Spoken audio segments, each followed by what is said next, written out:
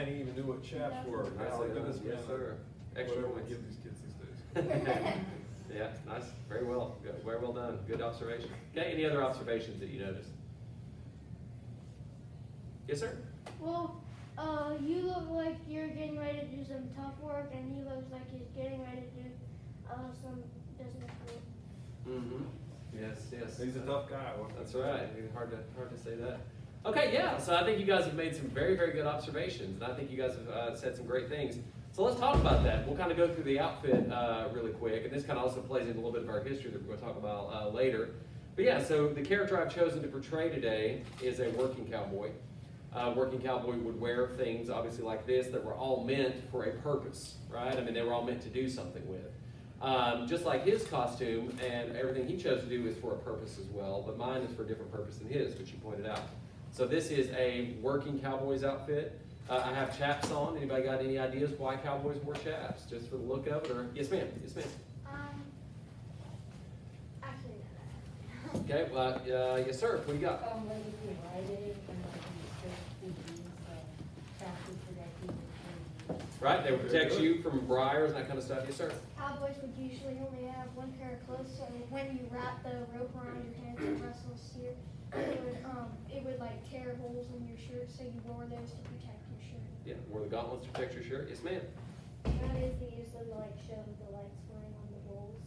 Mm-hmm. Yeah. Yeah. Absolutely. Yes, sir. Men wear it for like protection and like kind of what Spear said.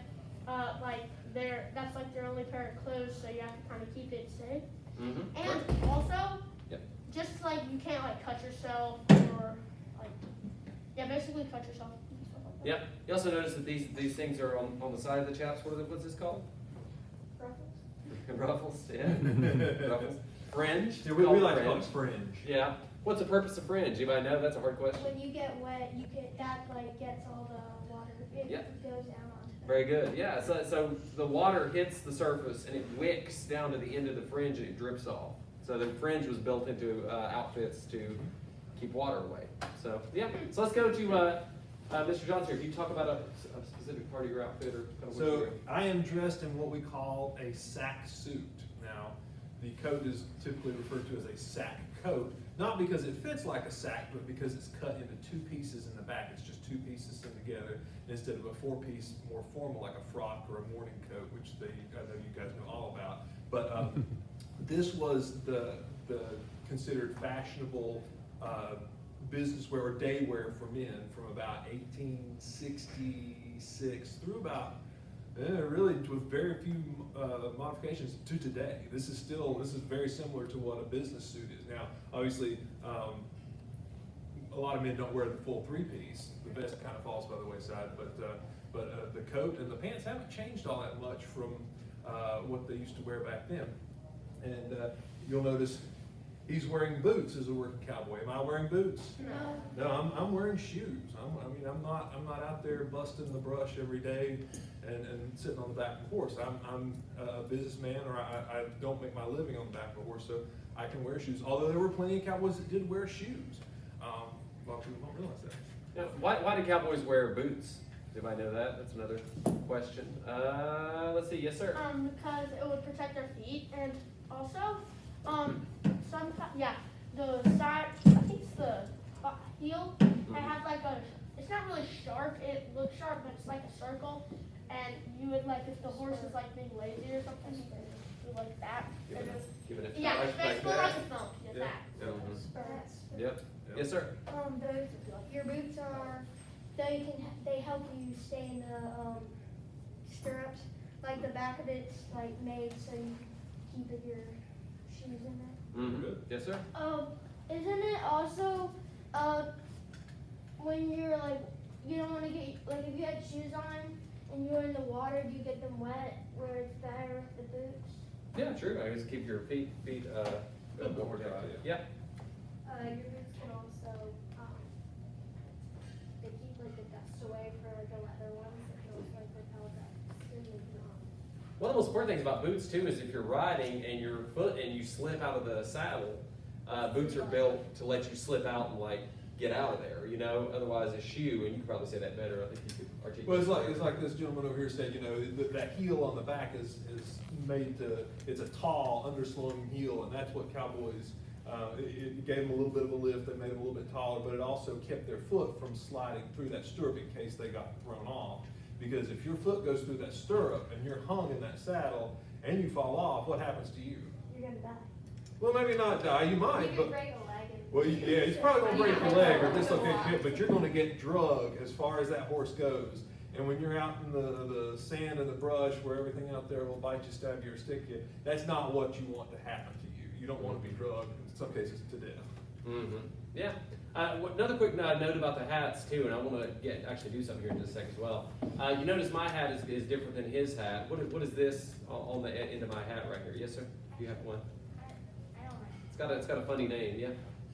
I know what it's used for. Yeah. What's it used for? Yeah. To keep the hat on.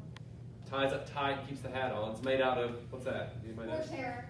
Made out of horsehair, right? It's called a stampede string, and it was meant to tighten up the hat on you because if you're riding along fast on a horse and you're wearing his hat, it's gonna go. The wind's gonna pick it up. It's gonna fly it off, and it's gone, right? But if you have a stampede string tightening it up, that keeps your hat on, which is important because hats were expensive back then. Like how much would a hat cost? Well, a good hat, and that was one of the things that the Cowboys were really known for, that they wore good hats, and these were not cheap hats. A lot of times they wore Stetsons, sometimes they were other makers, but they wore a good felt hat, not a wool hat. Like I'm wearing a wool derby, or bowler, as we would call it in America.